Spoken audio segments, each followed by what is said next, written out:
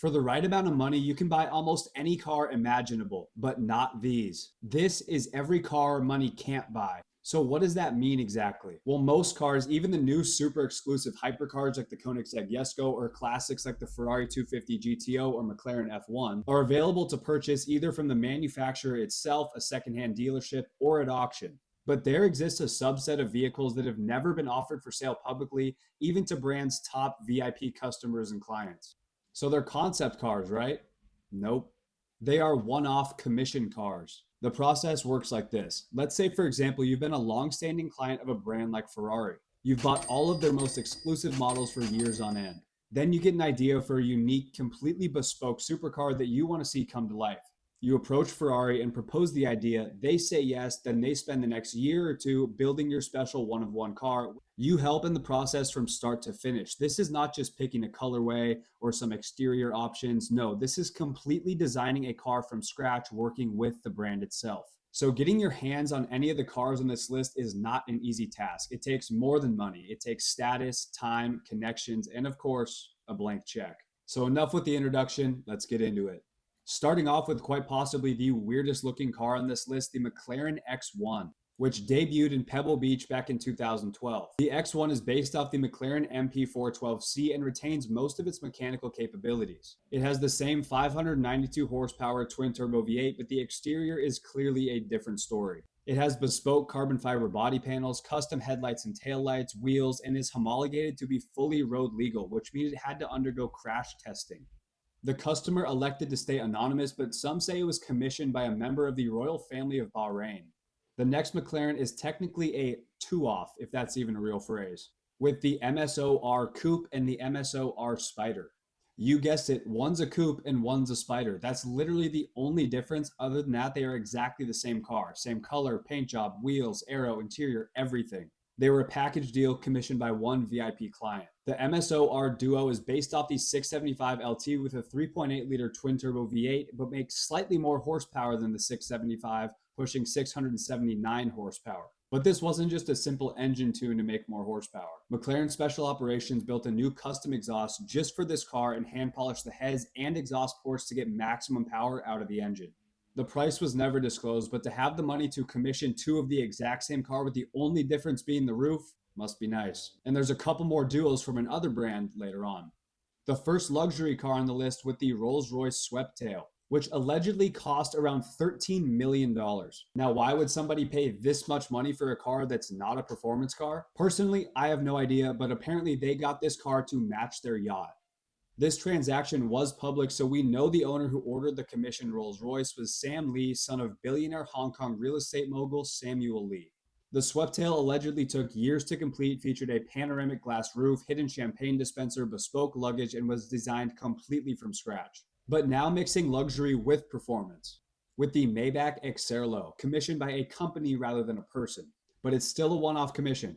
Commissioned by Fulda Tires, who wanted a car to test performance luxury tires. It featured a 5.9 liter twin turbo Maybach V12 with almost 700 horsepower and a top speed of 208 miles per hour. The car later became a cultural icon, with Jay-Z driving it in his music video for the song Lost One, and is now sitting in the Friedhelm Loh Collection Museum in Germany, where you can actually go check it out and see a one-of-one commission build for yourself, because where else are you going to see one? But now back to performance cars with the first Lamborghini on the list, the Lamborghini SC18 Alston. The Alston was commissioned by a VIP client and built by Lamborghini Squadra Corse division, which is actually the motorsport division of Lamborghini, and this was the first time that they had helped build a car for a customer. They had one goal with this car, and it was to make it as fast as possible around the track. They based it off the SVJ, and although it's track focused, it is 100% road legal. With the signature Lambo V12, it makes 770 horsepower. It has essentially the same mechanics of the SVJ. However, the exterior is clearly a different story, as it is completely different than the SVJ. 2 years after the SC18, there was another iteration of the SC series with the SC20, probably commissioned by the same guy, but we don't actually know who commissioned this car. The SC20 was an even more powerful and open-top version of the SC18. The exterior was updated from the SC18, being more focused on driving experience, not track time.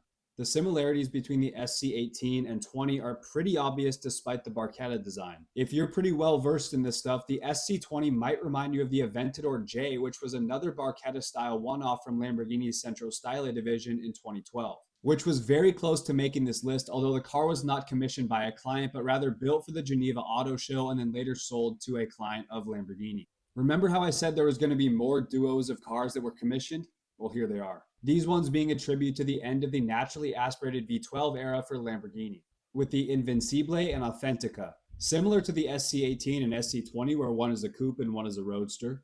The Invincible being the coupe and the Authentica being the roadster. They were commissioned through the Centro Stile division by two different customers, each getting their half of the last naturally aspirated V12 from Lamborghini. The design of both cars takes elements of previous models such as the Sesto Elemento, the Reventon, the Essenza SCV12, and the Veneno, taking that design inspiration and putting it on an Aventador chassis with the engine from an Aventador Ultime, which makes 769 horsepower. Moving on from the Lambos to Aston Martin and their Q division. And before you ask, yes, they did name it after the Bond movies, which is a very classy move.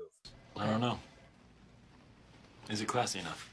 The Q division mostly focuses on speccing individual clients' cars to their liking, as most brands do, but they do dabble in one-offs. Well, they've only done it twice. The quote-unquote tamer of the two being the Vantage GT12 Roadster, which was the first ever one-off vehicle commissioned from Aston Martin, based off the already extremely limited Vantage GT12, in which only 100 units were made. All GT12s were road legal versions of the Vantage GT3 race car, featuring the AM57 spec V12 making 600 horsepower. But one customer thought, you know what, a road legal race car isn't enough, I want to be driving that and feel the wind in my hair. And I don't blame him. So the Q division took the GT12 and chopped the top off.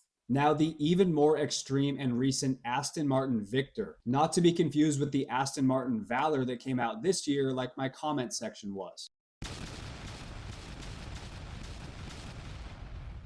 Personally, this is my favorite car on the list. I don't think it needs an explanation, but here it is. The Victor was commissioned by a VIP client who loved and was inspired by the timeless design of the 1977 V8 Vantage and DBS V8 Ram 1, aka the Muncher. The Victor gets its name from Victor Gauntlet, who saved the company from financial crisis back in the 80s and got them into the James Bond series. Victor, we all thank you. The Victor uses the carbon fiber monocoque and V12 from the already extremely limited Aston Martin 177. The 7.3-liter V12 was rebuilt by Cosworth and makes 863 horsepower, putting the power down through a 6-speed manual transmission. The road-legal, track-focused hypercar apparently cost somewhere in the neighborhood of $3 to $4 million, which, all things considered, that's not bad. If I had that money, you know where to find me. But now onto the Ferraris, and like I said earlier, they do by far the most one-off commission builds through their special projects division. But that doesn't mean it's available to just anybody. This is what the chief marketing officer said about the special projects division exclusivity. Quote, "It is offered to our top clients only. We receive requests from clients and it won't be considered unless they are in a pool of our top 250 clients or so."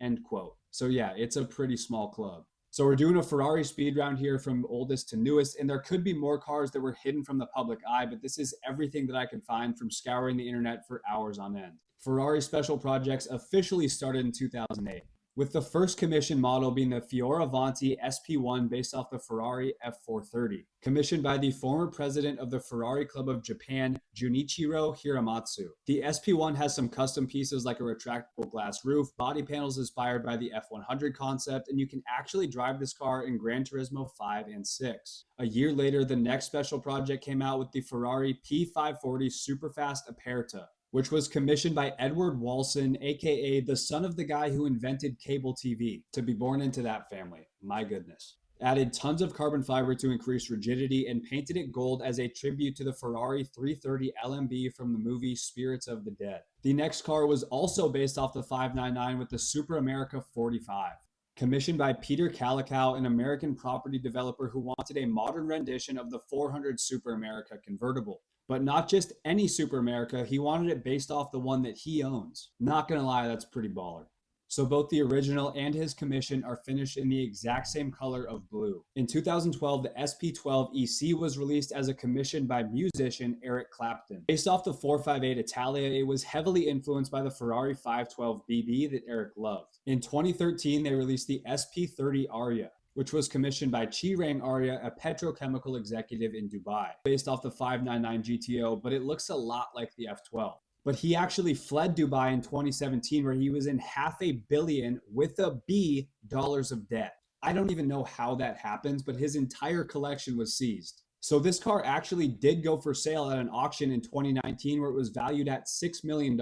So technically you could buy this car, although it was not his choice, obviously, as all of his assets were seized to try and pay off the debt. I don't even know how you go $500 million in debt or what bank is giving you that money if you still owe it, but beats me. They released 3 models in 2014, with the first being the F12 TRS. I told you there was more duos because this guy got 2 of them, one in red, one in silver. Based off the Ferrari F12 with a completely reworked and bespoke design inspired by the 1957 250 Testarossa. This guy's got good taste, and from what I've heard, he actually drives these cars a lot, so respect to him. The owner later reworked the car and changed the design years after receiving it, and some say it's owned by Sam Lee. Remember the guy who got the car to match his yacht? That guy. But we don't really know for sure.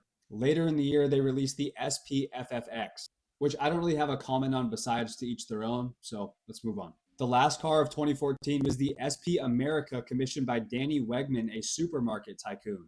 It was based on the F12 and was inspired by the legendary 250 GTO. The SP America has a reworked body, custom spoiler, vents, aero, and more. The next car was released in 2016 with the SP 275 RW Competizione. Try saying that 10 times fast. Commissioned by Rick Workman, a dentist in Florida. It was based off the F12 Berlinetta, but using the engine and transmission from the F12 TDF, which made 770 horsepower, and was inspired by the 1965 275 GTB that won Le Mans. In the same year, the 458mm Speciale was commissioned by some rich dude who wanted to stay anonymous in Britain. Based off the 458 Speciale, in my opinion, it looks a lot more like a 488 Pista, and I think this might have actually inspired some of the looks of the Pista, but I don't know for sure. It had a completely reworked aluminum body, carbon fiber aero, bumpers, wheels, and was designed to make it look like the windshield wrapped around the car. They did this by painting the A-pillars black to make them look non-existent. I think it looks pretty cool. A couple years later, they released the next car, the SP38, which was commissioned by Ronnie Kessel, the Ferrari race team owner. The SP38 is based off the 488 GTB with a fully redesigned exterior and interior inspired by the F40 and 308 GTB. And we're not done with the 2-car duos yet, as we have the SP3 JC commissioned by John Collins and based off the F12 TDF. One being right-hand drive and the other being left-hand drive, because you know what? Why not? With each of them having their own respective colorway. Next, the first ever track-only car Ferrari Special Projects built with the P80C based off the Ferrari 488 GT3 car. And if you have not heard this thing, just take a listen.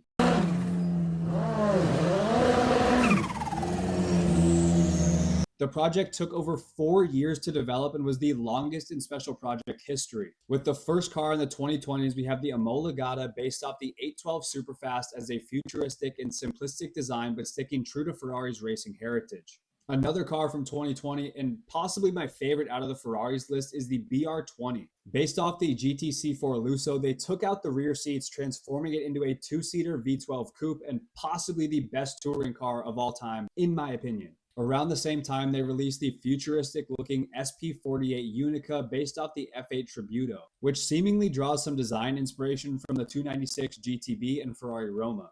But possibly the wildest Ferrari on the list with the KC23, and although it looks similar to the P80C, they are completely different. Based off the 488 GT3 platform, it has massive vertical doors, a removable rear wing, and so much more. Unfortunately, this car is not road legal.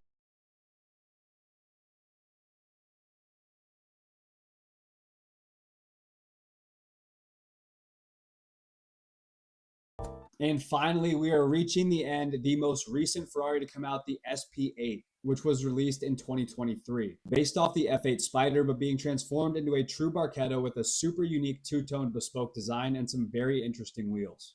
Thank you guys for sticking around as we dove through every car money can't buy and into the world of the absurdly exclusive one-off commissions. This was a really fun topic to research. I really enjoyed it. It took a long time. If you liked the video, please feel free to subscribe, hit that like button. See you in the next one.